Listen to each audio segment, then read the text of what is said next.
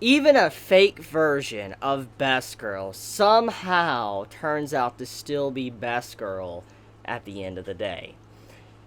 Kurisu, or fake, or AI Kurisu, gave up her life in this episode. And I gotta admit that this was probably the most impactful death of Steins Gate Zero. And the reason why I say that is not just because I'm a Kurisu fan, and, I think she's Best Girl. It's not that reason. What really makes her death so impactful is because of a couple of reasons. Number one, she's very important to the overall plot of the story. And number two, she's also someone, when she does die, this fake Kurisu, she's gone for good. Because if they really are going to erase her, destroy her before she even came into existence, then that means that she is effectively gone. Gone for good. She will never come back in another timeline. For instance, when the Steins Gate timeline finally is reached, and what happened at the end of the original Steins Gate, this fake Kurisu will never exist. And remember something, even though many might assume that this AI Kurisu is Kurisu, that is actually wrong. The whole point of her character was to show that she is different. She may have the personality, she may have similar thought patterns as the original Kurisu, but at the end of the day, she is still someone different. She is not the same person. She is an AI. She's experiencing things that the original Kurisu will never get to experience, even if she was alive. So because of all of this, her death means a lot, because when she's gone, she's gone. She's probably not coming back. She will never probably be back. And that's the scary part about this, because the whole purpose of her existence in the first place was just for Aleskin to be able to use for certain evil experiments later on in this world line. He just used that entire bit just to get information of time travel. So when you really put all these pieces together, fake Kurisu, her death is permanent. She's not coming back. And that's the cold, hard truth of this scene, the final part of this episode. And yes, we know that Kurisu and Mayuri, they both get saved. If we go to the original Steins Gate timeline, they're alive, yes. But fake Kurisu is gone. And that's also what makes her death so much more impactful than, let's say, Suzu's or Mayuri's, because, we know that they will come back. They're not permanently dead. They may be permanently dead in this verse, and the sacrifices they had to do was important to get to where Kyoma finally saves everybody, but it still doesn't change the fact that they still eventually do come back. While as in this case, she's gone for good.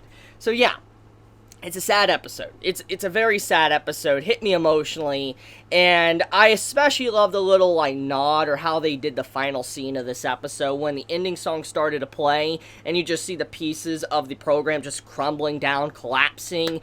It was very impactful because you're like, holy crap, she's done. She's sacrificing herself for everyone else. And who did this was actually just an AI. That's what really just kind of hits you too, because this isn't actually real Kurisu. This isn't really even technically a human being that did this sacrifice. It was an AI with their own intelligence, their own decisions, their own will that made that decision. And that's what really hit. She was definitely close to as human as she possibly could when she made that decision. But the sad thing was is she also held on to the very flaw that the original Kurisu had as well. She lacked self-worth. She was someone that didn't really care about herself. She was too prideful. She was someone that was so prideful she would not allow her well-being to get in the way of others. And so she would be willingly allowed to sacrifice herself. She'll sacrifice herself for, let's say, Kyoma, for his happiness or whatever, which we saw in the original Steins Gate, or what we saw in the earlier portions of Steins Gate Zero when we got to see Kurisu again in the Alpha World line, when, Kyoma got to talk to her, and then, he realized he needs to move on. So it's sad that the AI had to go through something very similar that the original Kurisu had to go through. And Kyoma technically had to sacrifice Kurisu not once, not technically twice, but actually 3 times. He had to sacrifice her 3 times to eventually get to the Steins Gate world line. That's the sad part about this. The harsh reality is that Kurisu has had to sacrifice so much just to get to that happy ending. Now, I do want to talk about how at the end, when she smiles, it feels like that smile she does towards everybody, like, take care of Kyoma, like she says, Maho, take care of him. It feels more like, a forced smile. It's like she's putting on a brave face, like, I'm gonna die, but, I'm putting on a brave face for they're not too concerned. And I especially like the dialogue when Kyoma's like, you do realize when this happens, you will cease to exist. It's not like, it'll be a different version of you. It's just like, you legit won't exist. Nobody will remember you. It's like your existence was never there to begin with. And when she's like, but you will remember me, of course, that hits home, because that's also something that was stated at the earlier portions of Steins Gate Zero. Remember that Kyoma, he knew a Kurisu that nobody really knew.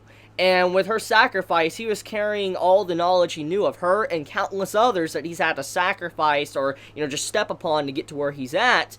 He holds those memories. Nobody else remembers or knows what really happened, but he does.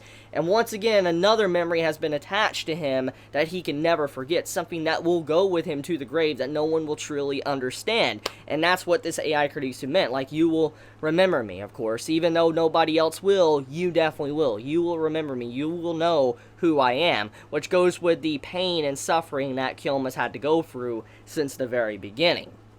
But okay.